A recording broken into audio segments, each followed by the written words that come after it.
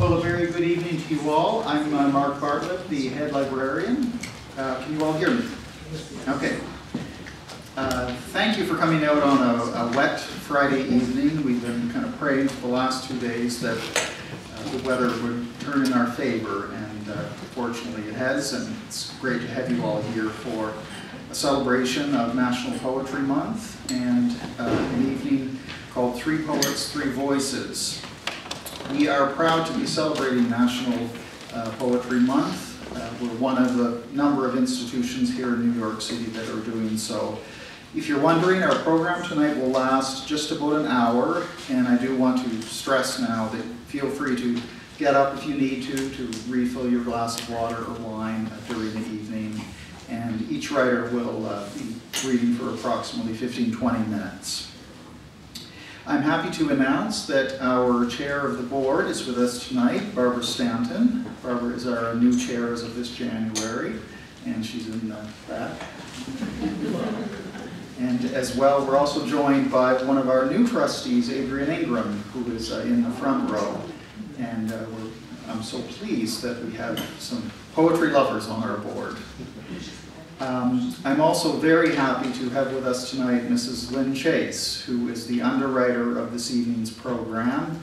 Lynn is a dear friend to me and a dear friend to this library. She served on the Board of Trustees for a number of years, and she established the Chase Poetry Fund, which we use for events and for book purchases. And over the last few years, we've been adding a lot of wonderful poetry volumes to our collection, and when you're borrowing poetry from this library, you'll see the Chase Poetry Fund bookplate inside.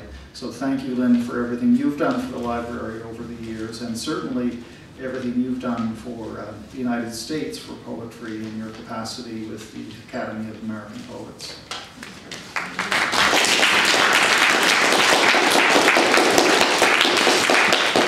Before I turn the microphone over, I do want to tell you just a couple of tiny things about the history of poetry in our library. You might think with over 250 years of history that I'll be up here for an hour telling you a lot of history, but I won't. I'll keep it very brief. I just wanted to tell you that very early on in our history, we were founded in 1754. One of our early members was the poet of the Revolution, that is the American Revolution, Philip Freneau, who lived in the late 1700s and early 1800s, famous for the poem The Dying Indian, and also a poem that I've put a few copies around, and there's some in the back corner, a lovely poem called The Wild Honeysuckle. He actually checked out books from our library, so I was looking at the files again tonight to see what he read from our library, and other than reading newspapers and annuals, he also read Tobias Smollett. Other poets that have been part of this library over time include Ogden Nash, Herman Melville, Willa Cather, W.H. Auden, and Amy Clampett. We also have a very active poetry scene in our building with poetry groups. There's one group led by Jan Grossman, who is here tonight, that has been running for 5 years, and Jan was reminding me that her poetry group has pretty much all of its original members who are still in the group, and they meet regularly in the Whitridge Room and share their work. I'm not going to tell you a lot about these writers because I know why you're here. You're here to hear them read. So let me just tell you that our three writers this evening, as you'll see in your program, are Sara Plimpton, who I'm pleased to say has a new book. You're actually the first people in this neighborhood to have a chance to buy it this evening. And as well, we're going to have Greg Pardlo, and he has a wonderful collection called Totem, which I've been enjoying a lot the last few months. And Victoria Redel has a latest collection called Woman Without Umbrella. So let me sit down and loosen my tie so we can enjoy our three readers. And I'm going to ask Sara to be our first reader, and then Greg, and then Victoria. Thank you.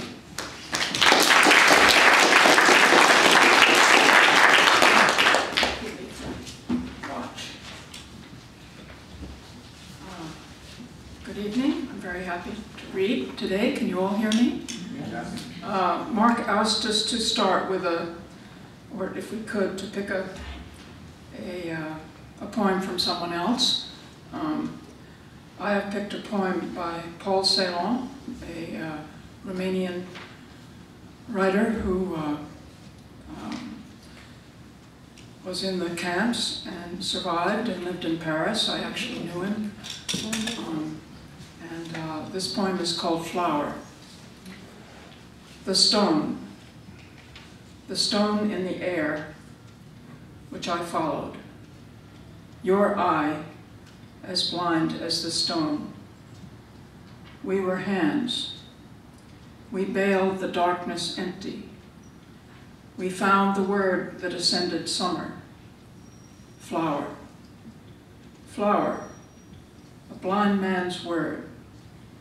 Your eye and mine, they see to water.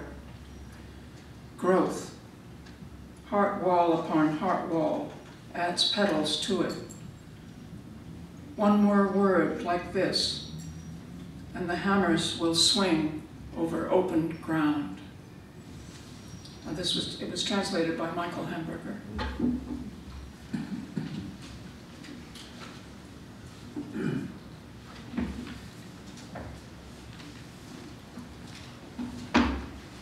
So these are poems from the everyday.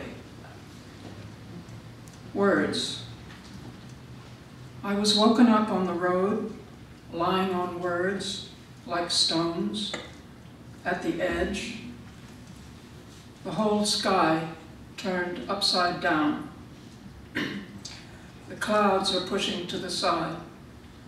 Their same color has its taste, spoken out like those words. I would hear, pressed to the hand and sharpened to a fist.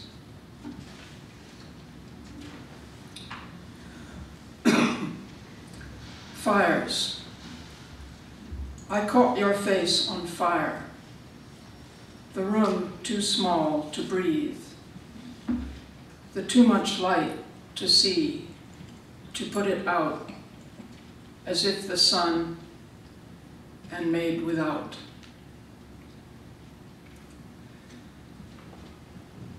Fusion. A smile to have made, even as the sky shines, seen while the sun burns its wood from the flame. Field flowers. Just there in front, where you spoke, and to wait, the air stands to one side. Flowers in a room. Paint. I painted out the sky, thickening the paint white like the sun, covering over an eye. One, then the other.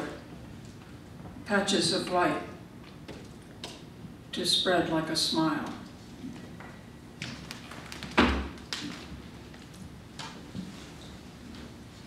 Afternoon. You made the smile, folded into a small package, put down on the table to keep. We marched together. There was no wind, only the road, going along. The clouds are like smoke, with the fire behind. Sudden words. Forced colors, spoken out of turn. Flowers in the room.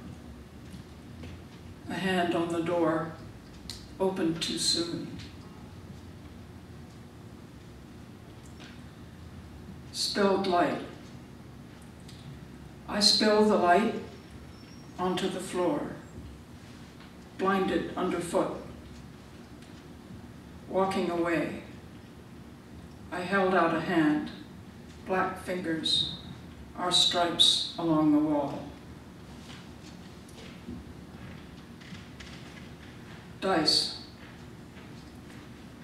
A head shaken, the words like dice, thrown out, stones on the road to stub your toe.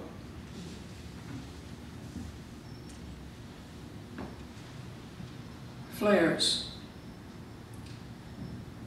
You left the color behind, red flowers on the table, holes in the sky, shaped to burn.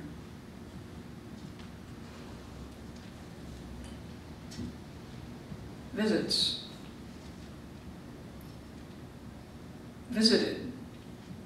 You bent a smile into the mouth.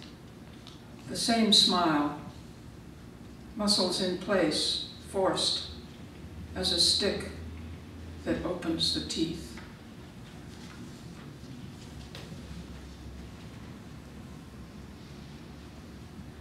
Ajar. I'll laugh, catching on the air, the hands to let go, the breath and the hours while the afternoon is outside, with the sun spun out. The dark is left open, like the door to leave.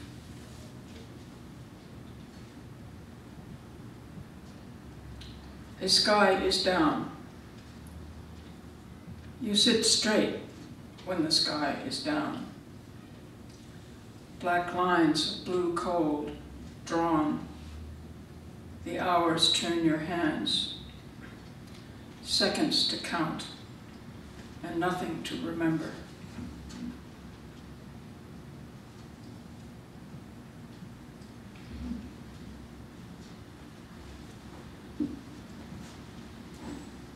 The everyday.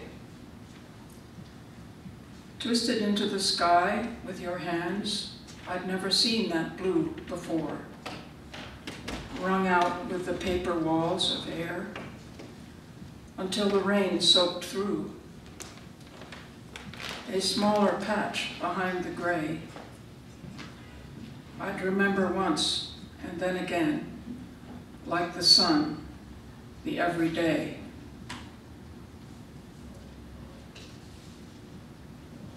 The other sun. A sudden light, but then you had already gone. The eye is so straight, looking behind. A door to shut and open. I had forgotten to ask. Looking only once. The whole sky was there, that bright blue, as if painted in. The other sun.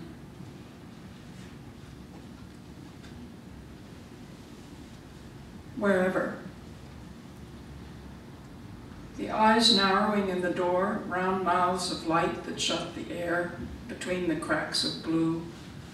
Small windows cut in the winter's head, open upside down, the ground.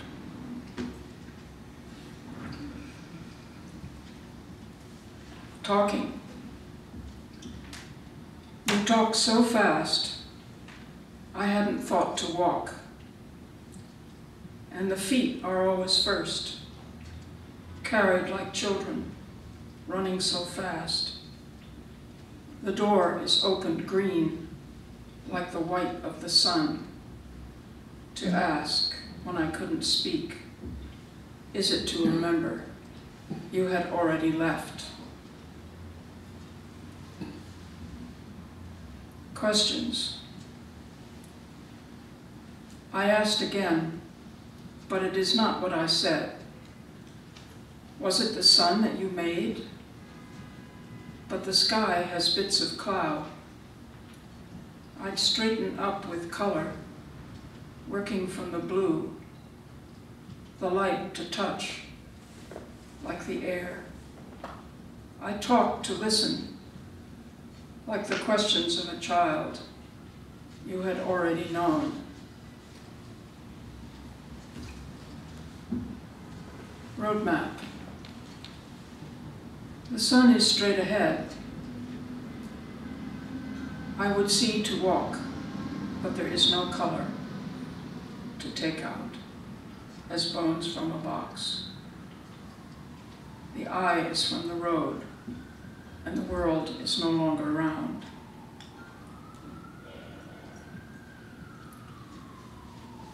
Breath. I opened the door only once, with an eye to stand behind, the light driven up until the sky was out of sight. The air is cut out to see. The color black. I was walking so fast, there was no place to breathe.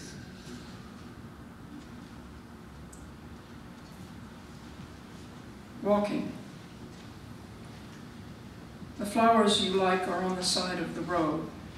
A drift of light is piling up across the eye. My hands are shined again and again, throwing them out to catch the air.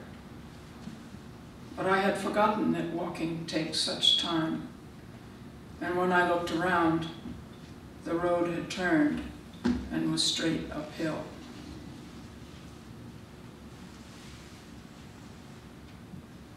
Blue in an instant.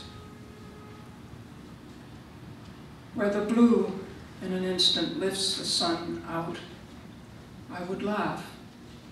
Catching up the light is just behind, from hand to hand, always to remember the color you said, where the sky is drawn, the face put down like tears, and white is the half to cover the ground.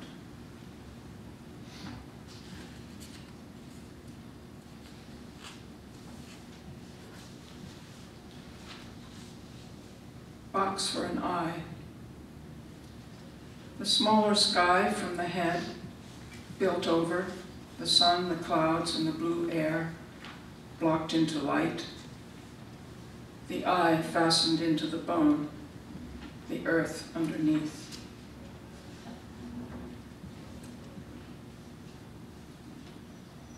Cracks in the floor.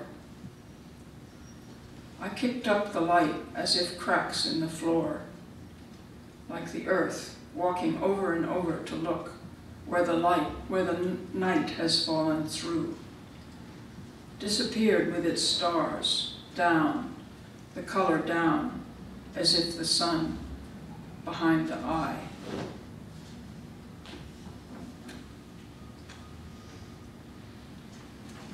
Pulling the face off the bone. You pull the face off the bone, holding your arms high enough as the night spreads up. The steps are all the way to the sky when I turn to speak, as if the air had gone.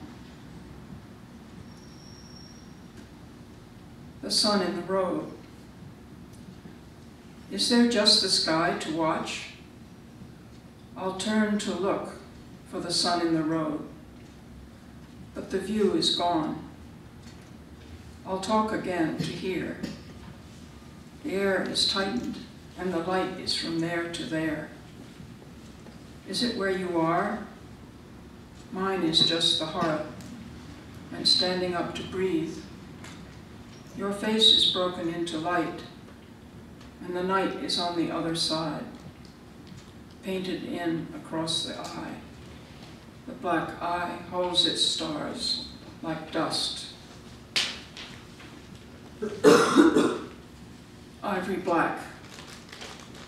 I'll color in the sky at night, ivory black, made like an eye to watch an inside face. A wall of sky can be cut into stars, but the sun is out of reach. Tearing down the road is twice as fast. I could never double back to see the day begin. The paint had dried before the end. Blue on blue. I had taken that sky down to put away, clouds and rain, the sun underneath, as if the tears could be undone. The blue is spread on the ground where you walked, the cornflowers you said, there and there, picking the sky to put in my hand. That day, that one day, as fast as it went, blue on blue to choose. So I think that's, thank you.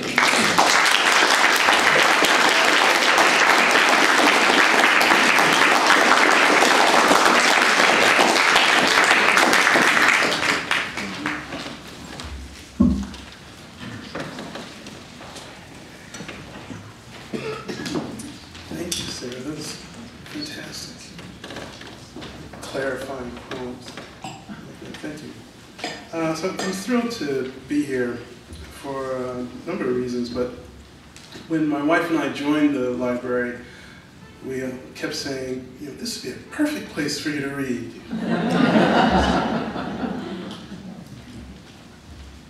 I'm going to read a few poems from my the first book. I have a second book coming out in 2014. I'll read you a couple of poems from that. Double Dutch.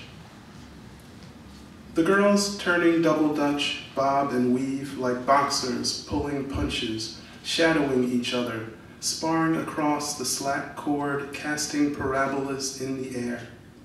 They whip quick as an infant's pulse, and the jumper, before she enters the winking, nods in time as if she has a notion to share, waiting her chance to speak. But she's anticipating the upbeat like a band leader counting off the tune they are about to swing into. The jumper stair steps into midair as if she's jumping rope in low gravity, training for a lunar mission. Airborne a moment long enough to fit a second thought in, she looks caught in the mouth bones of a fish as she flutter floats into motion like a figure in a stack of time-lapse photos thumbed alive. Once inside, the bells tied to her shoestrings rouse the gods who've lain in the dust since the Dutch acquired Manhattan. How she dances patterns like a dust-heavy bee retracing its travels in scale before the hive. How the whole stunning contraption of girl and rope slaps and scoops like a paddle boat. Her misted skin arranges the light with each adjustment and flex, now heather-hued, now sheen, light listing on the fulcrum of a wrist and the bare jutted joints of elbow and knee, and the faceted surfaces of muscle, surfaces fracturing and reforming like a sun-tickled sleeve of running water. She makes jewelry of herself and garlands the ground with shadows. So we were talking about the cross-pollination of art and poetry. So I'll read a couple of poems that suggest my frustration at being a failed visual artist. And I did get the memo that we were supposed to read something from someone else, and I was a horrible, horrible student, and I didn't get my homework done. I apologize. So we know Jackson Pollock, and we know Robert Creeley, the Black Mountain poet. And Creeley had a glass eye from an accident as a child. So this is taken by imagining a meeting that purportedly happened in the Cedar Tavern, which was a very popular hangout for artists and poets. Title it Shotgun Wound. Title it Shotgun Wound on the bar of the Cedar Tavern, the shot that got spilled after you'd taken several rounds, making the oak bar report your vigor each time with the glass emptied of its mayhem. Before the impulse could travel its course to spark your hand reaching again for the glass, Creeley's clumsy ebullience, bounding to the bar, spilled the bitter dose. As he apologized, you were thinking, there's no such thing as accident. A moment ago, you were ready to put a nickel in the Wurlitzer and dance your way back to East Hampton, but now you took him by the shoulders, gripped him like the bathroom door you once ripped from its hinges because of the mirror on it.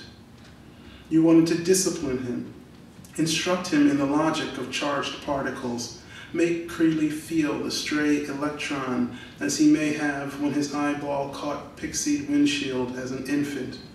If you had known that child's long months, stifling tears for fear of aggravating the wound, you would have marveled how he stored his grief, as you marvel now his standing up to your bully face. Everyone thought you knew each other. how you looked just then in one another's arms. And the Harlem Renaissance writer Jean Toomer was working on some translations of the mystic philosopher George Gurdjieff. He was friends with, Toomer was friends with Stieglitz and O'Keeffe, and Stieglitz suggested that Toomer work on his translations at their home on Lake George. At the same time, O'Keeffe was recovering from one of her breakdowns. This is Restoring O'Keeffe. Something of a cure lay in that rustic lodge, clear exhaust off Lake George, winter ticking intaglios across the pane, and Jean Toomer tapping on his underwood in the guest room upstairs. All week she shared with him her soups and the baskets arrived from New York, remarked the nub of the citrus fruit against his hesitating palm, his tawny, graceless hand. Whether he leaked Gurdjieff's freedom of love into the frond of her ear, or Georgia had the servant tincture a remedy with the herb used to seduce, she pulled together one night with the Calvados and the snifter like a handful of flame, and Santa Fe whistling through the mind like a desert train.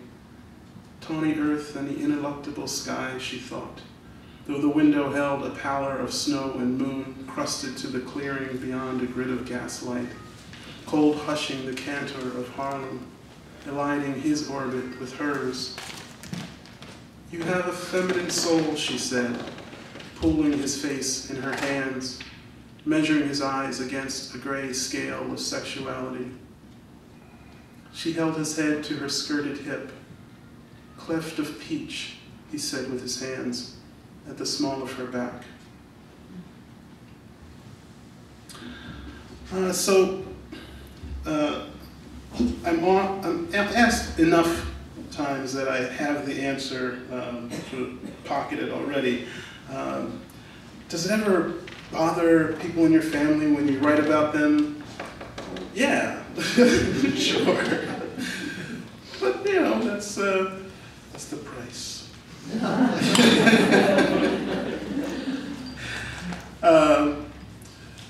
So with that said, I'll read you a poem for my lovely wife. The Spirit of St. Louis. Ginger's my wife, by the way, that's her name. Ginger had to make a shaky craft of her paycheck to bear me across the sea. This was the spring I read autobiographies. Among them, Lindbergh's We. We is the actual title of his autobiography. Okay, sorry.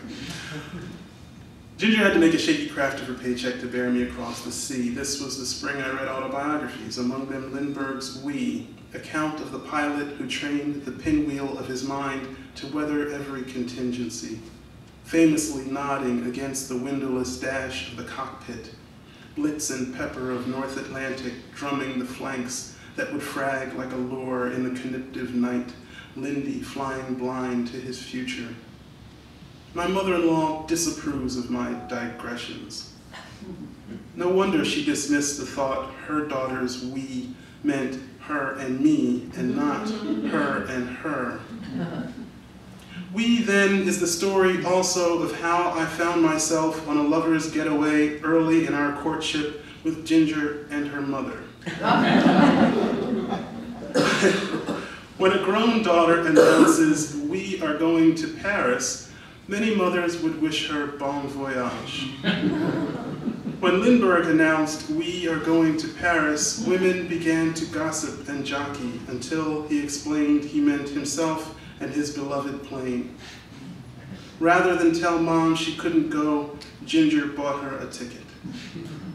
There I am, zombie-eyed haunt of a boyfriend, having carried shopping bags through rues and arrondissements, hostage and exile, contorted to the hotel cot. A dragnet of failed assumptions, we often agents the motley fonts of ransom notes. Crime of the century, they called it.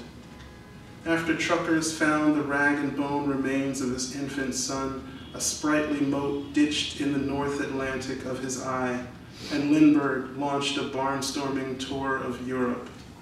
Affairs with 3 women outside his marriage who collectively bore Lindy a legion of we. His attempt to regain esprit de corps. After Ginger's father left his wife and girls, the human male grew spectral in their eyes. A man thins to a flickering projection when he wanders into the dense weather of their ken. Relaying her location into a cell phone now, Ginger uses first-person singular, as if to say, "We are both alone in our journeys, mother, even when I'm driving the car." I feel petty, a pronoun makes me fear she will walk out on the newsreel of my life to take a call in the lobby, cupping brightness at her cheek up the aisle. There she is, drenched in a wreckage of light, the day she kisses me beside the crepe stand desperately enough, I almost believe I matter, even though I know she's holding on to a ghost.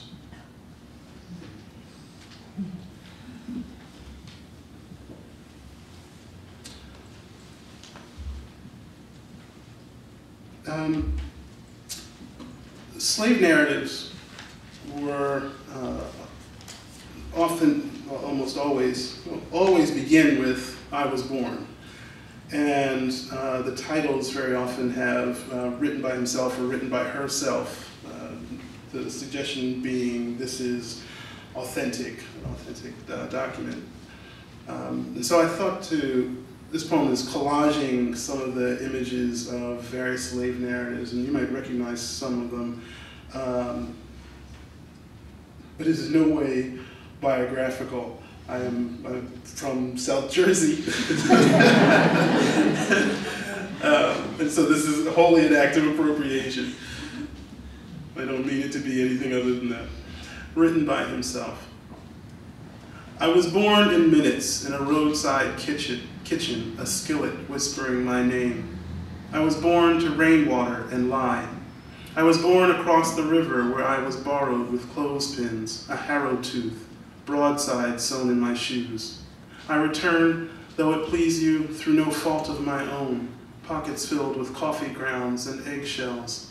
I was born still and superstitious. I bore an unexpected burden. I gave birth, I gave blessing, I gave rise to suspicion.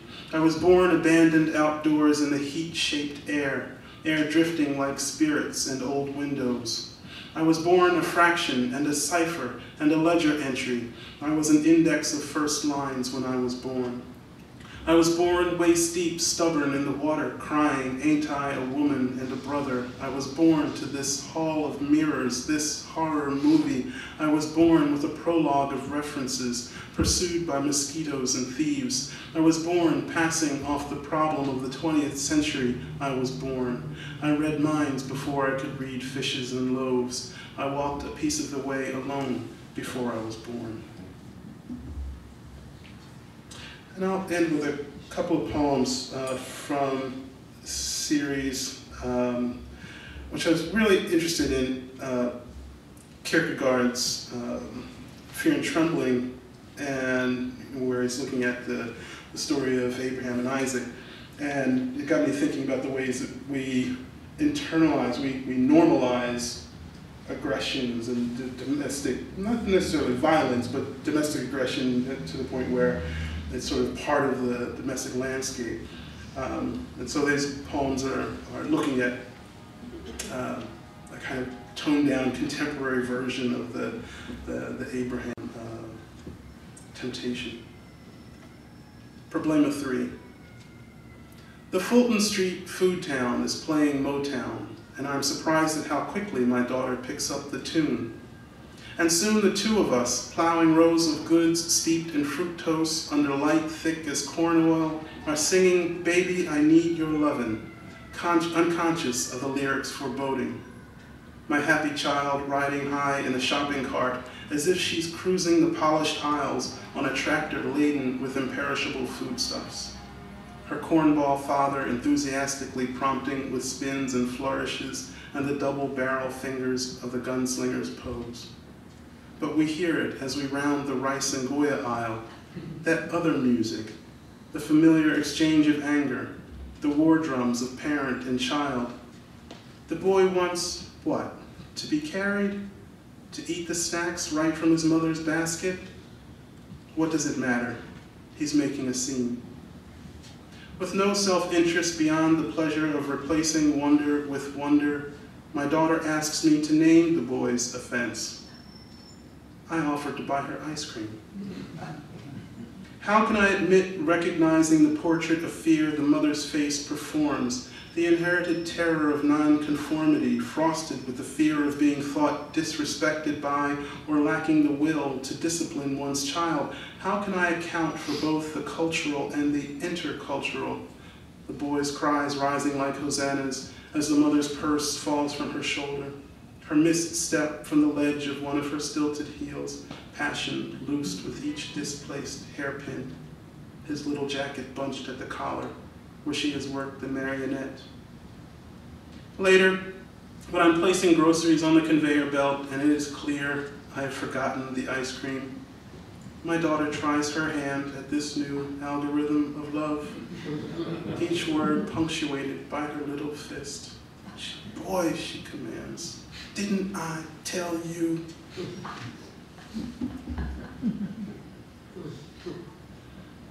And Problema 4. At 13, I asked my father for a tattoo. I might as well have asked for a bar mitzvah.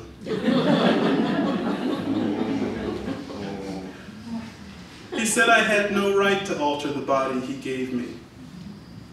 Aping what little of Marx I learned from the sisters down the street who wore torn black stockings with Doc Martens, I said I was a man because I could claim my body and the value of its labor. This meant I could adorn it or dispose of it as I chose. Tattoos, my father said, are like children. Have one, you'll want another. I knew there was a connection between the decorated body and reproduction. This was why I wanted a tattoo. Yet I reasoned, not in so many words, his analogy only held in the case of possession, i.e., I possess my body, but cannot possess my children. His laughter was my first lesson in the human Ponzi scheme of paternalism, the self-electing indenture to the promise of material inheritance, men claiming a hollow authority because simply their fathers had claimed a hollow authority. Knowing I had little idea as to what my proposed tattoo might resemble, my father sent me to my room to sketch it using the pastels he had given me for Christmas. Based on his critique, he said, he would consider my request, but he had already taken the shine from my swagger. How can I beautify what I do not possess and call it anything but graffiti? Chris Rock says, my first job is to keep my daughter off the pole. Although I'd rather not argue the autonomy of strippers, I have to agree with him. As a father myself, I now see every mutinous claim of independence as the first steps toward my sweet peas falling in with a bad crowd. Richard Pryor says, we are bound to fuck up our kids one way or another. My father would split the difference. I made you, he'd say. I can unmake you and make another one just like you. Thank you.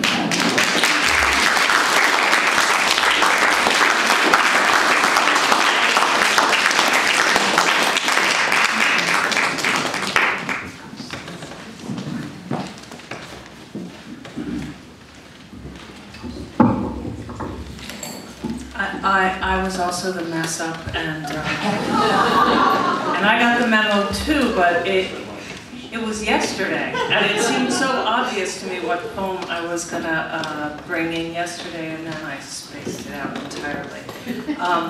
So my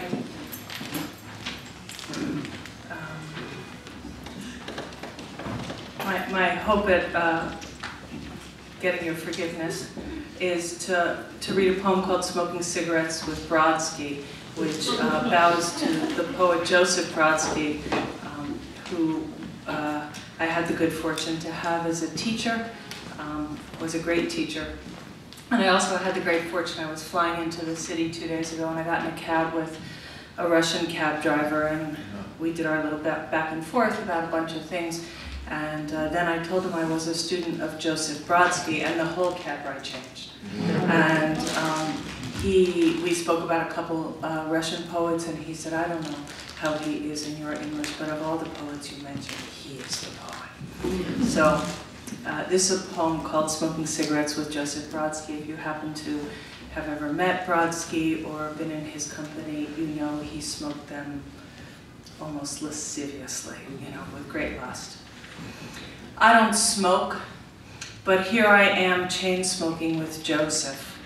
July 1984, Cafe Reggio, one of his village spots, not the Indian haunt where he took Nell, told her she must write her Icarus cycle, though she wrote fiction. Leggy, blonde Virginian, it's Nell he wants, but best friend, poet, motley diasporan, today I'll do, and do all right talking about young Musel, then Frost, until he threads the conversation back to her. Why won't she ever call me, he asks, breaks the filter off one, then another cigarette, while he recalls her slouch, the drape of her sweatpants. Even her refusal is adorable. I'm 24, just back from Nicaragua, on my way to New Hampshire, where naturally I'll make love or revolution in a field, and everything this afternoon seems possible, has a future. The waiter bringing coffees, McDougal Street bangs brilliantly with trucks. Even how Joseph this minute believes it's me, not Sontag, who must read the essays he's just finished. And have your lovely Nell call, please, okay? I'm just learning. Desire makes us sometimes lovely, always idiots. And yet, Joseph smokes another cigarette. This is a poem called The End.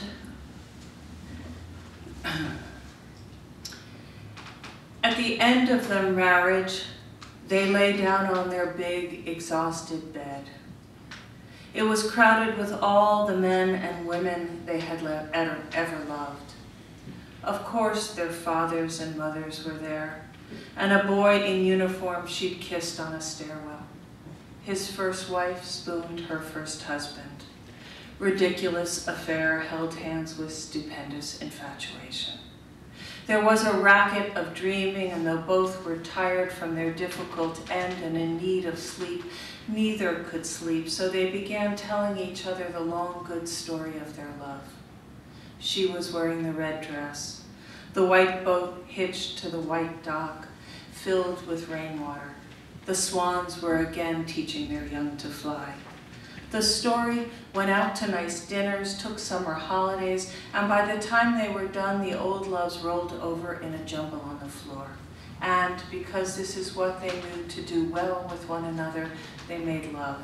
And then, without thinking it was the last time, said, I love you, and fell asleep under the heavy blue coverlet. So this book, Woman Without Umbrella, has a bunch of characters who I've dragged up, like Persephone and Circe and the wolf, and all bunch of characters from other people's prior books or stories, and invited them into middle age with me. So this is Circe, and I think we all know her story. So it's her a little bit later talking about it. Circe. She thinks she should apologize that she still loves a man's body this much. The line of hair now mown with gray, wandering thin and messy down the sloped stomach, and his stomach, even there, just under where he's thickened, the hard ridge and jag of muscle, an old athlete's story he's telling when he pulls onto those blown out knees, wrestling her up against his hips, which work their game, though sometimes a new, slower, easier game she didn't know to ask for back then, though back then, he reminds her now with a quickening, worked exactly right too. So when she yanks close, grabbing the softened, thin neck skin, she looks. Once, she took them only for their turned, lost, cloven surprise. But now this slight hanging slump of cheek and the bluish pouch rimmed under those eyes, the effort across this man's face as he yields there as he was always, finally, this bright absolute. Suddenly, a month after turning 45, every last egg in her body is a rocket doing the can-can. Use me, use me, use me, they cry. I'll be the easy child, the I won't wake you up in the night child. Now every city block boasts the popular miracle. Keep away, she says to the civilized men who stop at crosswalks. Do you see this glittered fertility, this fishnet stocking hunger? The possible calls and the body lunges, rapacious. For what? Every last urgency to be the body. Woman Without Umbrella. There are a lot of poems in this book called Woman Without Umbrella, called Woman Without Umbrella. So this is one of them. Thus, she waited at the corner for the light to change. Indeed, sometimes she wanted to sneak back and have another look. Then she was afraid. Actually, it was a lot simpler than she'd let on. Therefore, and then, indeed, and somewhat, and thus. Nevertheless, there were accidents and other misfortunes. Woman Without Umbrella. Her affection, like that, zigzagged over the lake. Every one of the friends said, "It's okay, are you still there?" She had the thought before, then lost it. Then, or before that. The bird out of one tree, landing in the next. They said they could see what she sort of meant, as if nothing had happened. She said, "Are you sure you know what you're doing?" She swore she didn't know how it had turned to that. The dark came on with orange in the clouds, swallows feeding over the lake. No one had anything left to say. If she hadn't said it before or enough, she was sorry. Almost 50. The book ages. Not wanting, he insists. But if, he says, if somehow it happened, how he imagined she'd frisk back onto the bed to tell him, light from the skylight shifting through the room, across her face, and then despite everything. Her children, his children, the too many hours already spent at too many jobs, how they couldn't help wanting the impossible, swaddled and delivered into late middle age, to grow between them. Brilliant bones, first steps, lost barrettes and mitts, that sparkling, exhausting amazement, which is why, talking in bed till noon, they're undone by each inconceivable loss. This is called Today Were This World's Darling, and it's I guess a spring poem, and I guess it's a love poem, and sort of out these two windows, if you're lucky enough to be sitting on these sides, it's like a blizzard, right? It's like a blizzard of spring out there. It's unbelievable. Today Were This World's Darling. All the trees on Broadway thrill white petals. Daffodils gather in bouquets to fling themselves at us like schoolgirls. Shopkeepers lean from doors, tip hats, toss candy and fish. Sidewalks sparkle up to catch our eye. Holy moly, even the incorrigible past has arrived, pledging it will finally learn goodness and mercy. Don't look up. Don't wave back or wink. Hurry off the avenue and bolt the door. By tomorrow, snickering, show-off, fake, they'll croon for Lindsay or Nick's black eye, the publicist of someone's rehabbed heart. Rumors maples will turn gold for his comeback. Ovid can tell you, Give it 15 minutes, and if you're lucky, you're banished to an island. Or like Poe, your obit, written by the enemy Griswold, declares in print, few will grieve. There's Bessie Smith in her unmarked grave. Let biographers flock to the clever and the pretty, declare us old, drab, utterly last season, and when they're gone, chasing the next fabulous story, just say again one of the things I can't repeat here. Those gorgeous, scandalous, tender words you say to me each morning that would make them all quiver, that would change all their lives. And then, what if, darling, tonight we tell only the best stories we have of other loves? Not just the nights of pleasure, but the way he laughed from the back of his throat, the truthful things she said that made you cry. What about the spring wind and when there was a bicycle, a downpour, and someone had or didn't have a poncho? Someone said the very thing you longed to hear. You told a secret and were safe. She had a fever. He lost a father. There were good meals. To think of those fine shoes we scuffed about in thinking we were royalty. And remember that plastic tiara and the clumsy pavane? Remember what you wished and how he wished too? Look at us now as we drink coffee, talk about the day's particulars and possibilities. Morning light folds across the dark wood table. Could we bear to look at one another knowing how full the heart has already been? How we come to one another not just thankful refugees from sorrow, but wild too, with easy days of mismatched socks. This morning, we think we couldn't be happier. That's courage. We thought it before. I'm going to read a couple more poems.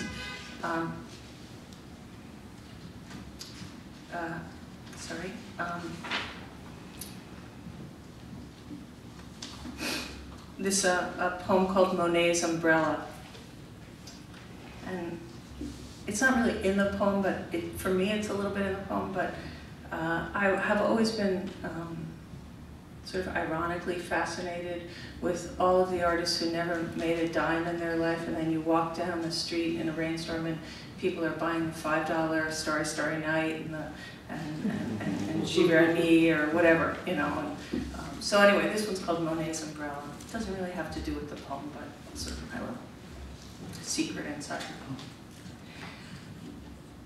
I didn't have to kneel down by the roadside lilacs, and I didn't have to go walking this dawn in Riverside with the dogs sniffing wet dirt and the red-tailed hawks nesting over the West Side Highway on-ramp to know that without even trying, sweetness returns without a Monet umbrella or a proper scarf around its neck. And that when I rush to bring possibility indoors for a hot tea, it gathers me in for a dirty-minded kiss. I'm ready to be every season's fool while the bony hip of happiness humps against my sorrow. But where was I when rain slanted sideways and the birds pushed into the sky, when peonies opened their bushy faces bent with the burden of beauty, when the man on the corner offered, please, anyone have an extra $3 million? And where was I when the waves folded like the laundered shirts and the grass whistled between the day's crooked thumbs?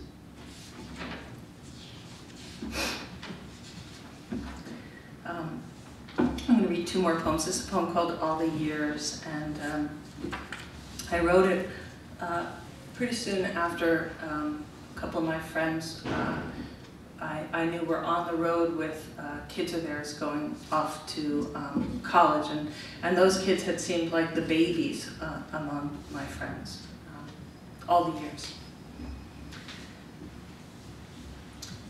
Our babies grown, gone from home, out where they should be among their own, up late, chilling past any hour we'd recognize, or recognize in insomniac dread.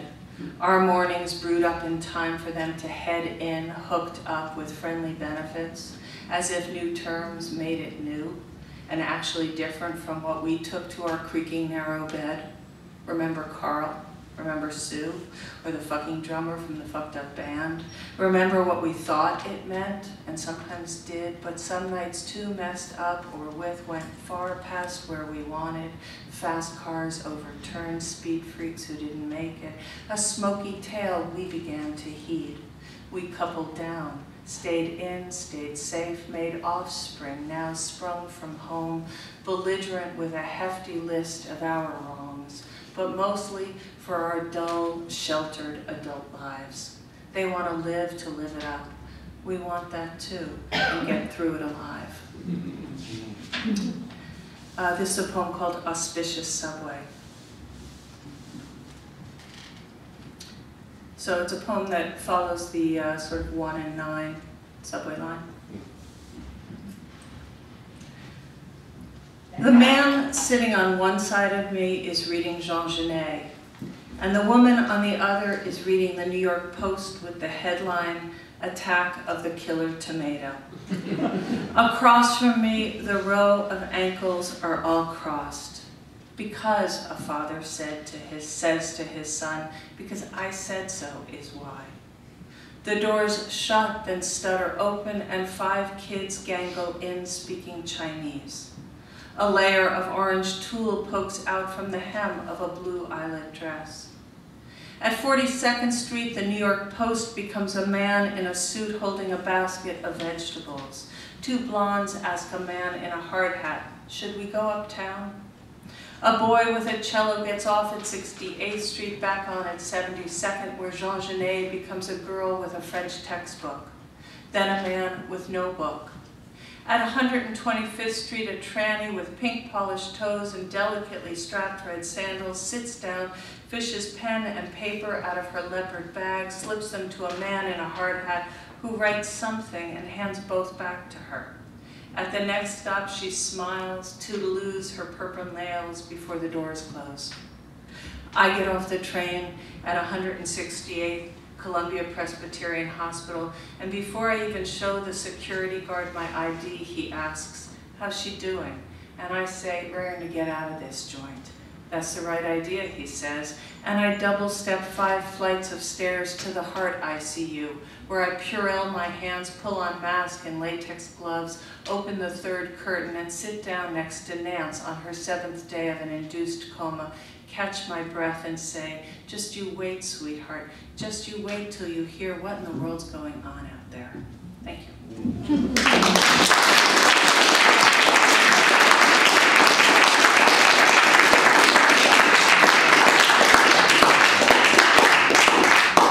Well, let me just once again thank our 3 readers tonight. This has just been beautiful. I'm speechless.